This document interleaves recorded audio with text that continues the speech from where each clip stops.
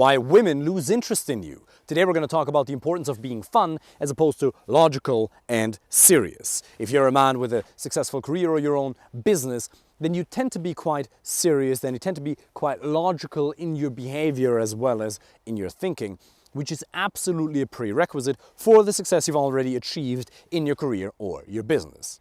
Now, let me tell you that fun isn't necessarily something that I, as a logical German, have grown up with. I've had very loving parents. My father is a super loving man. He's one of the most intelligent people that I know. There's not a lot of people who can make me feel like I should be working at McDonald's. But at the same time, he didn't necessarily grow up himself with a father who was very fun. My father is a super positive, loving, generous person. And there's a lot of joy in his life. He's genuinely a happy person. But there's a difference between joy and fun. Joy is very deep, very wholesome. You know, it's a very deep and grounded emotion, whereas fun is just lighthearted, silly, playful, blah. It's ridiculous, you know. There's a sense of lack of political correctness. It's very lighthearted. And so my father didn't necessarily grow up with a lot of fun, didn't pass a lot of fun onto me. So me, when I'm trying to figure out this whole dating and relationship thing many years ago, I'm trying to have very serious and logical conversations with women. I'm telling them about how I'm teaching certain techniques in martial arts. I'm listening to them about their problems with other men, and I'm trying to give them logical advice, friend-zoning myself and completely shooting myself in the foot. But I didn't know any better. And in a very similar fashion, you are currently behaving in very serious and logical ways towards women.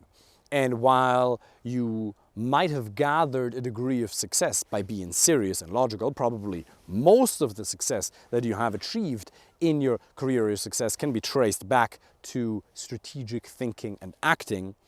This strategy may very well lead to failure in a different context, because you have to understand that women will never ever go on a date with you to have a logical exchange of information. They will never be logically convinced to be with you. Let's look at the chain of logic. Point number one, human beings make emotional decisions, largely. Number two, women are human beings. Number three, if you want to influence women's behavior, in other words, increase the probability that she's actually going to like you and going to want to stick around you, a high quality woman, you will have to influence her at an emotional level. Point number four, fun is a very desirable emotion to use for that. I want to briefly address the difference between influence and manipulation. Because when I used to learn about this many years ago, I had a bit of a weird feeling in my gut. I don't want to influence people. I don't want to trick people. I'm not a pickup artist. I'm not into manipulation, lying, and deceit for my own short-term benefit. That always felt very wrong to me. But where's the difference between manipulation and influence? In physics, if they say that they want to influence the trajectory of the object, they don't use the word influence. They say we want to manipulate the trajectory of the object. So the word manipulation is the same as influence in physics.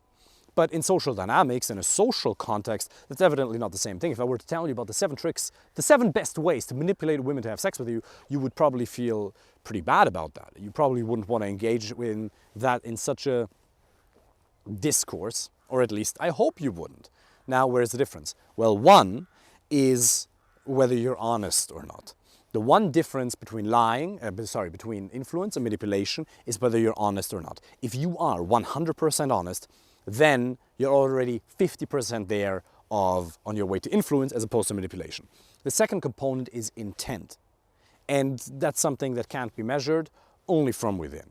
And human beings usually have a good intuition in terms of another person's intent, but really it can only be measured from within. Do you genuinely care about her well-being, mentally, emotionally, as well as physically? If you act in such a way that, to the best of your knowledge, the probability is increased that her emotional, physical, and mental well-being will be increased, then you're influencing the person, not manipulating the person. Parents influence their children all the time. Human beings influence each other all the time to create a certain outcome.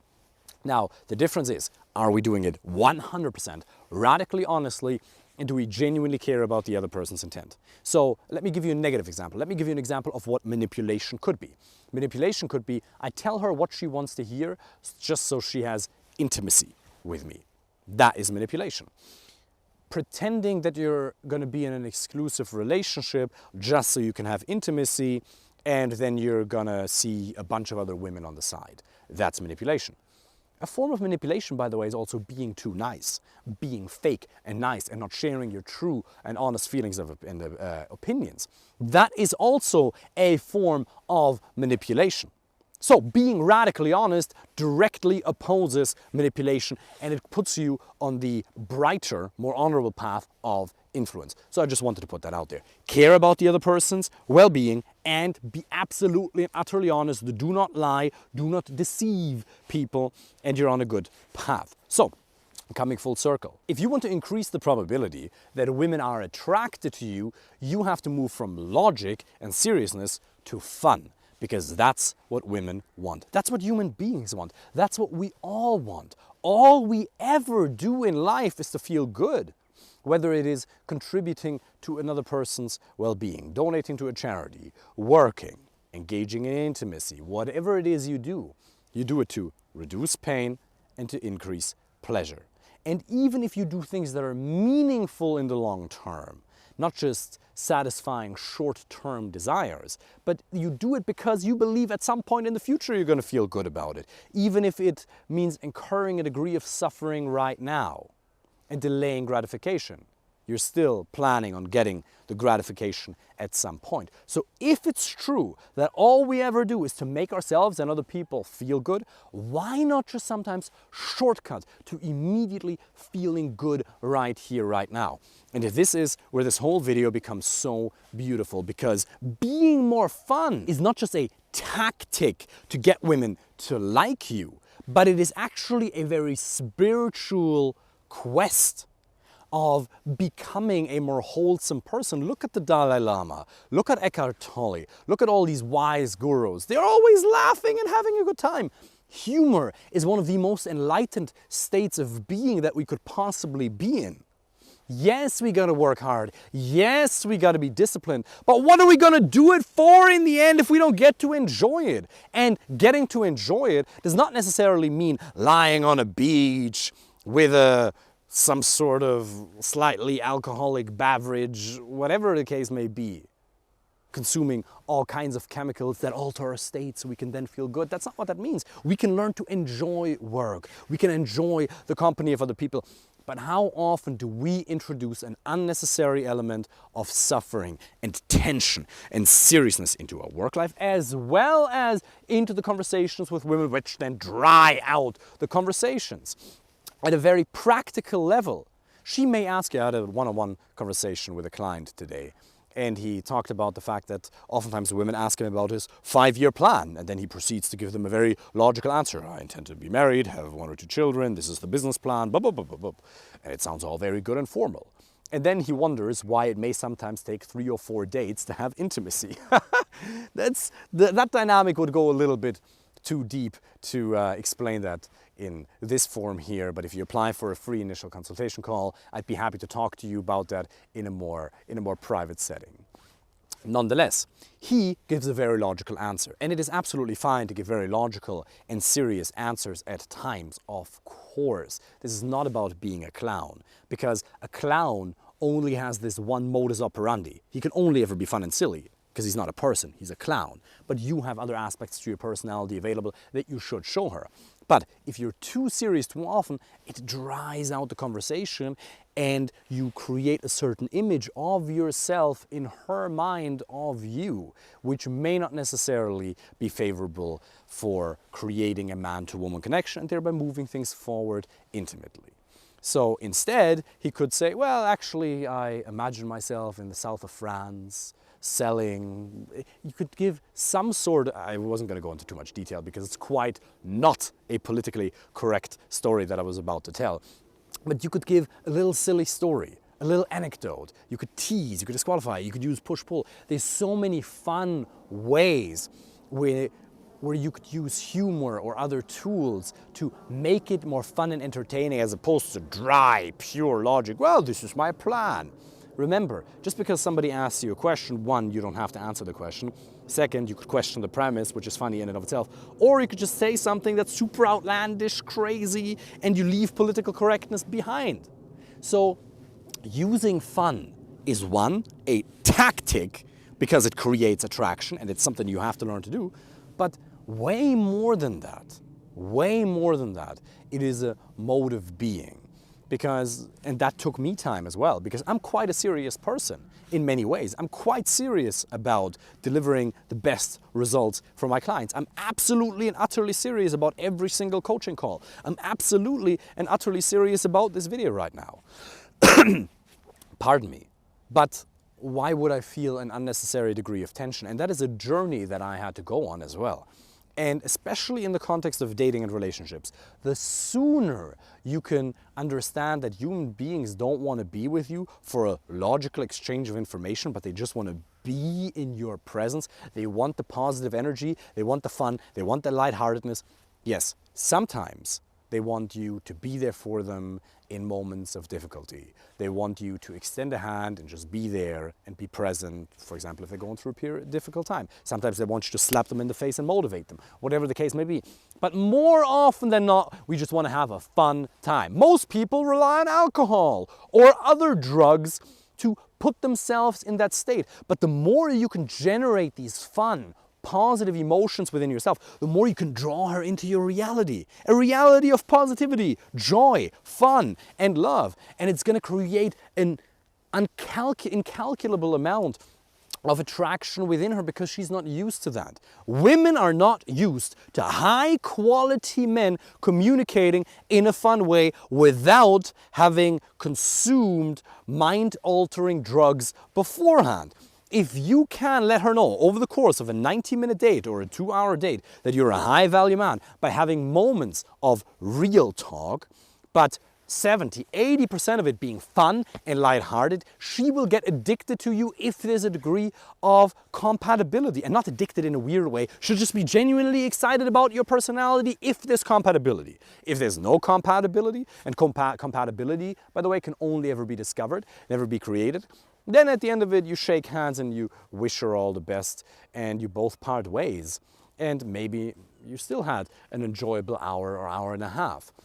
But the ones where there is compatibility, where there is a chance for an amazing future, you can mess it up by being too dry, by being too logical in your communication. Stop giving purely logical answers. They don't want that. She will realize that you're a high-value man.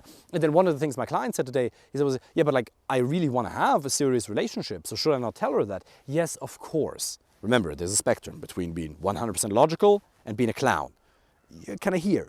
Move 20–30% in that direction. Don't become a clown, but move a little bit in that direction. You are going to have moments where you're going to tell her about your plans, where you want to go. But more often than not, even within the same answer, you can have a little bit of real talk, boom, and then make it fun again. The more you introduce fun, emotion, playfulness, the sooner she's probably going to want to move things forward with you intimately. And if not, that's perfectly fine. We always respect that. But the probability that she'll feel a degree of desire towards you is so much higher if you communicate in such a way. So, one, understand it's a tactic, but I don't view it as a tactic. I view it as a mode of being. Why not be the light? Why not be the greatest source of positivity for people in your life?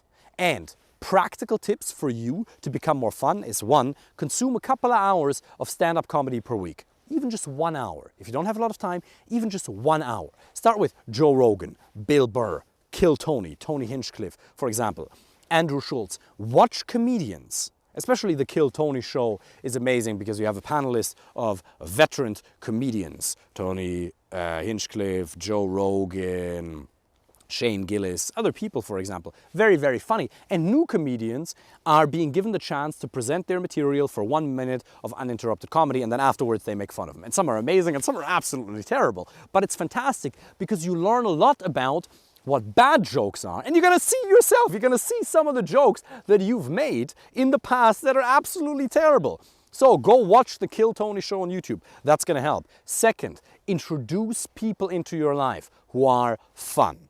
I have people in my life who have stand-up comedian level humor, who are so funny, like objectively funny. Humor is, there's objectivity to humor. Certain things are just objectively more funny. There's structure, there's principles to humor. Now you might say, David, I'm actually a bit more of an introverted person. I like focusing on my career, on my business. I'm not planning on becoming a stand-up comedian. And that's absolutely fine. You don't need to become a stand-up comedian. But this is you.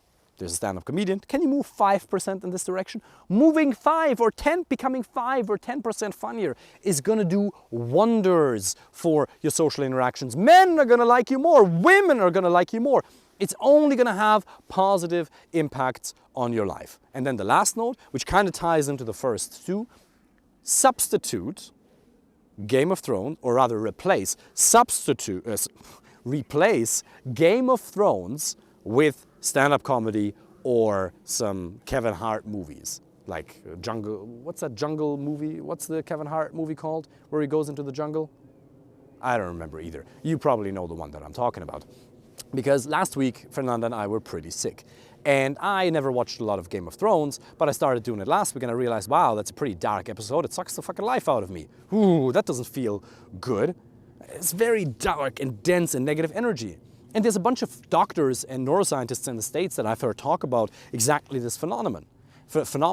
If you consume a lot of dark and violent stuff, this is going to have an impact on your brain. This is going to have an impact on your mood. So if you want to feel more fun, if you want to be more attractive to people, consume more stuff that lifts your energy, that lifts your mood. And if you want me to help you with that personally, how to become more fun in your interactions with women in a way where you understand the psychology of attraction, the social dynamics, in a way that's authentic and genuine to you, where you don't have to pretend to be someone you're not, in a genuine way, where they can actually connect to you, yet in a way where it's super entertaining and not politically correct, then apply for a free initial consultation call with the link underneath this video, and I'm looking forward to speaking with you soon personally. Wish you all the best. Take care.